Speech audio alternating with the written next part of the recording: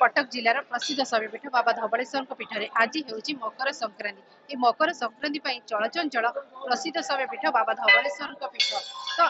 केमती रीतिनीति थिला आउ धवलेश्वर पाखे केमती रीतिनीति थिला आम सहित मंदिर पूजा कर चल पचारि बुझा ना न्यूज ओडिया को स्वागत ना आज मकर संक्रांति और बड़ एकादशी पड़ी तो केमती ठाकुर रीतिनीति और केमती भक्त मान विषय दर्शन कर जगह धवलेश्वर आज हूँ एक पवित्र एकादशी और मकर संक्रांति तिथि सूर्य नारायण उत्तरायण कक्ष परिवर्तन होता है। धवलेश्वर पीठ में आज भोर 4 आरती मंगल आरती स्नान पर स्वतंत्र बेस आज चाउल और विभिन्न प्रकार फल पुष्प सज्जित कर सहित अन्न डालमा खीरी खिचड़ी विभिन्न प्रकार भोग लाई करागला। मध्याह्न समय आज 12:30 गोटे मध्य से मकर चाउल और विभिन्न प्रकार फल मकर चाउल भोग लगी सहित दिन 2टार जेहेतु चंद्रशेखर महाप्रभु अच्छा बेढ़ा परिक्रमा रही जेहेतु सर्वसाधारण दर्शन करेंगे निश्चित भाव में वर्ष को थे मकर संक्रांति दिन प्रभु बाहर को बाहरी था सर्वसाधारण दर्शन देते पवित्र दिन ये पवित्र दिन में भक्त मैंने आसी प्रभु दर्शन करते मकर चाउल एक स्वतंत्र दिन और दिन में आसी प्रभु दर्शन कले कोटि जन्मर पुण्यफल मिलता है। देखो आज चलती प्रतिमा जो आसवे बेढ़ा परिक्रमा करेंगे तार केमती परिहार भेट हम कौ समय हम आज 12:30 गोटे मध्य प्रभु पाखे मकर चाउल और हरिहर भेट समय मकर चाउल भोग लाई कर सर्वसाधारण आसवे आलती हे आलती चंद्रशेखर आलती हे हरिहर भेट हे हरिहर भेट हो बेढ़ा परिक्रमा करेंगे भजन कीर्तन विभिन्न प्रकार पूजक समिति प्रशासन तरफ नीति निर्घंट कर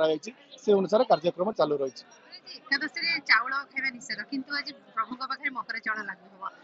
जो मैंने एकादशी करती से आज पाइपर तो मकर निश्चित भाव में जेहेतु जगन्नाथ महाप्रभु चाउल भोग भात खिया ठाकुर निश्चित भाव में समस्ते ओडावासी आम चाउल खाଇବା मनुष्य निश्चित भाव में जेहेतु मकर चाउल ठाकुर पाखे भोग लाई कर निश्चित भाव में पाइपर नना कहते मकर चाउल आज समस्ते पाइपर आम सहित किसी भक्त अच्छा भौणी कौटू आसी नालकोर आसी दर्शन करते खुशी अच्छा बहुत बड़ खुशी कथा जहाँ एत रस भी